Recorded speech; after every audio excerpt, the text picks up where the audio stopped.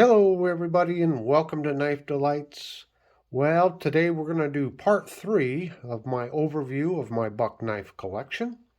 And I thought I'd focus on my small lockbacks in this video. So we're going to kick it off here with the Buck Alumni Model 524. These are a nice little set that came out. I don't know when they exactly came out. I think they stopped making them in 2018 or 2019, somewhere in there. I don't know how long they were out, maybe only for a few years, but just a nice little knife here, anodized aluminum. It's got a classy look to it. And I think all of these blades are drop point blades on all of the knives on the table. And all the knives on the table here today were made in the USA. So just look at this nice little knife here. Small little lockback, it's lightweight, even for aluminum. And actually most of these are just kind of like fifth pocket knives, or just a small knife to have in your suit pants, if you're going to church, or, going to a wedding or funeral or something, you want to have a little bit of a knife, but nothing bulky in your pants. Why, these are great little knives. So the Alumni came out in the 4 colors. Got blue and black, and then we have the gray and the gold.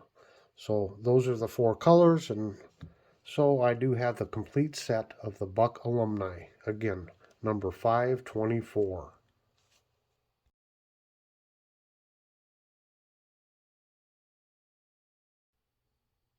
Okay, next up we have got the Mini Buck, number 425. And here's a little, it's got some sort of a composite material here. Got these little decorative holes in there, probably to keep the weight down. Has a lanyard hole there. Again, a drop point blade. And this is a pretty familiar design. I know in the 80s or 90s they made one that was just a little bit larger than this. And then I recently did a video on the Buck Goliath and pitted it against a Schrade knife. But as you can see, this is kind of an old pattern. Just a very much smaller size. Very lightweight. All of these are pretty much lightweight. Can do some light chores with them. Opening boxes, cutting strings.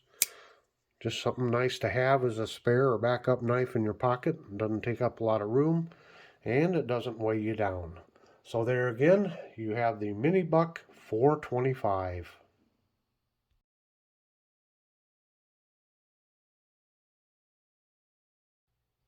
One of my very favorite vintage knives is this Buck Treasury. And this was made, I think, 72 to 86 time frame. Just a beautiful knife here. Got some sort of a, laminated wood. Just a gorgeous knife. Brass liners really stick out in it. And this thing is smooth. Oh my goodness. This thing is just so smooth. I just love opening and closing this one. That is a sharp looking knife. And it came with this little slip here. And I just thought I'd show you the box since it's an older one. The Treasury. There's the catalog number and other information. For generations of knife making craftsmen. Yep. This is a really cool old knife that I was able to purchase off of eBay. Oh yeah, look at the fingerprint already. Hang on. These knives are fingerprint magnets. There we go. There's a better look at it. But once again, just a gorgeous, gorgeous knife. I really like the Buck Treasury, and that is number 527, and they are not made anymore.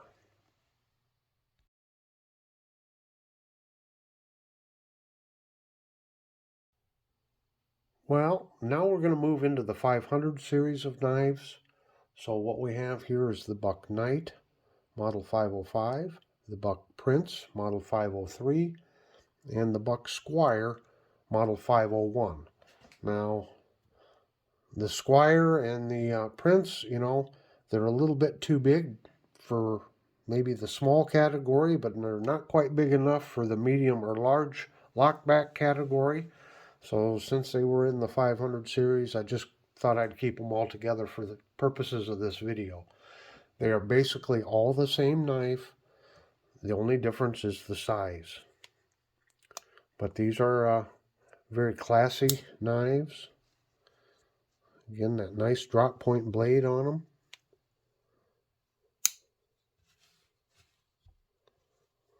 So here's just a good size comparison.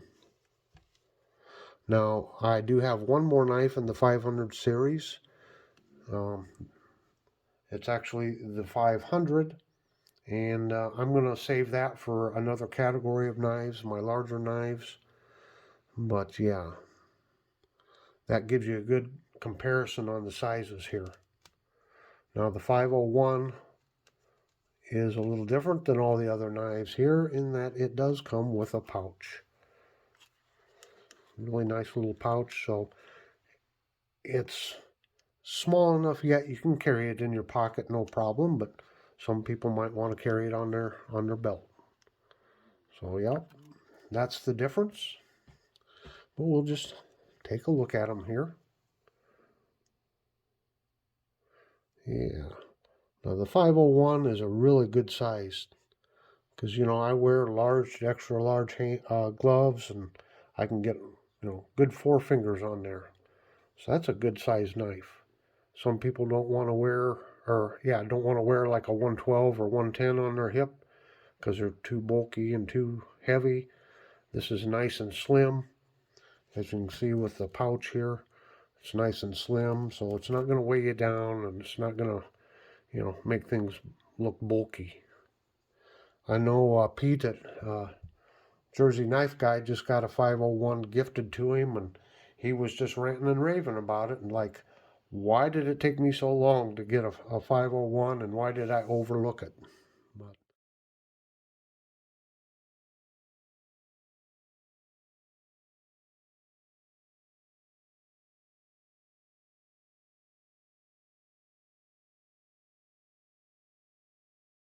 but that's what we have for you here today, my small lockbacks.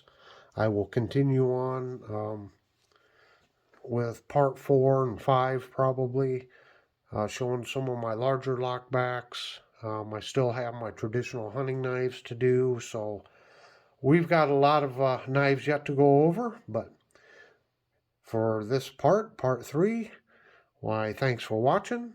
Thanks to all my subscribers, and everyone have a very delightful day.